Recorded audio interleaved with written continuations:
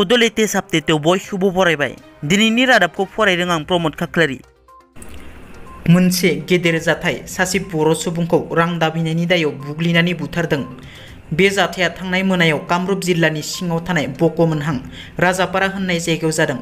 बुथारजानाय सुबुंखौ चिरां जिल्लानि सिङाव थानाय रनिकाटा बान्दुगुरि गामिनि जगेन बसुमतारीनि फिसाज्ला दरसिं बसुमतारी होनना सिनायथिनाय जादों। मिथिनो मोननाय बादिब्ला थांनाय मोनानि 9 रिंगासो समाव साब्रै दाखाथिनि हानजाया पिस्तल आरो गोबौ खुख्रि देखायनानै राजापारायाव थानाय नेपाली सुबुंनि हटेलाव हाबना 4 लाख रां दाबियो। उनाव पुलिसा खौरां मोननानै फैनायखौ मिथिनाय लोगो लोगोनो दाखाथिनि हानजाया खारो।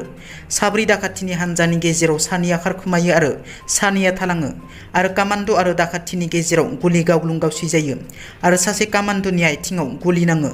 बे जाथायखौ मिथिनानै ओनसोलनि रायजो राजाफोरा लोब लोब ओंखारबोनानै दाखाथिखौ होसोयो आरो उनाव मोननानै रायजो राजाफ्रा बुग्लिनानै बुथारो आरो गुबुन सासेखौ बुनानै गोब्राब जखम खालामो। थैनाय सुबुंनिफ्राय आधार कार्ड मोननाय बादिब्ला थैनाय सासेया चिरां जिल्लानि सिङाव थानाय रनिकाटा बान्दुगुरि गामिनि थागिबि जगेन बसुमतारीनि फिसाज्ला दरसिं बसुमतारी होनना मिथिनो मोननाय जादों। गुबुन सासे बुजानानै गोब्राब जखम जानाय सुबुंनि मुं आरो थंखौ मोजाङै मिथिनाय जाथ'वाखै। खौसेथि बर' सुबुं आफादा गुवाहाटी गोजौ बिजिरसालिया मैया राय फोसावनायखौ गोजोननाय फोरमायाखै। खौसेथि बर' सुबुं आफाद UBPOआ बारग' NDPनि गायसनगिरि आफादगिरि रन्जन दैमारिनि सायाव मैया गुवाहाटी गोजौ बिजिरसालिया राय फोसावनायनि सायाव प्रेस रिलिजनि गेजेरजों गोजोननाय मोननै फोरमायदों।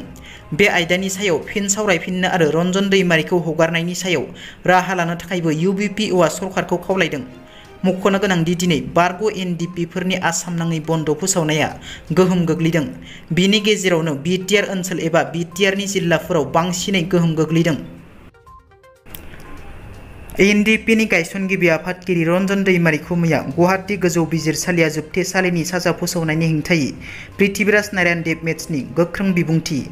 NDPनि गायसनगिरि आफादगिरि थामहिनबा BTR गोरोबथानि सासे सागानगिरि रन्जन दैमारिखौ BTR गोरोबथानि गेजेरजों जेरैखिजाया उदां खालामनांगौ होनना सरकारनिसिम दाबि दैखांदों पृथ्वीराज नारायण देबमेट्स बिथाङा। आसामनि गिबि मन्त्रि डक्टर हेमन्त बिश्व शर्माजों लोगोसे BTR गोरोबथानि सागानगिरिफोरखौ खौसे जानानै हादरगिरिनि जोहै माबोरै उदां खालामनो हायो बेनि थाखाय दैदेनगिरिफोरखौ खामानि मावनो खौरांगिरिनि गेजेरजों खावलायदों पृथ्वीराज नारायण देबमेट्स बिथाङा। दिनैनि रादाबा एसेनोसै।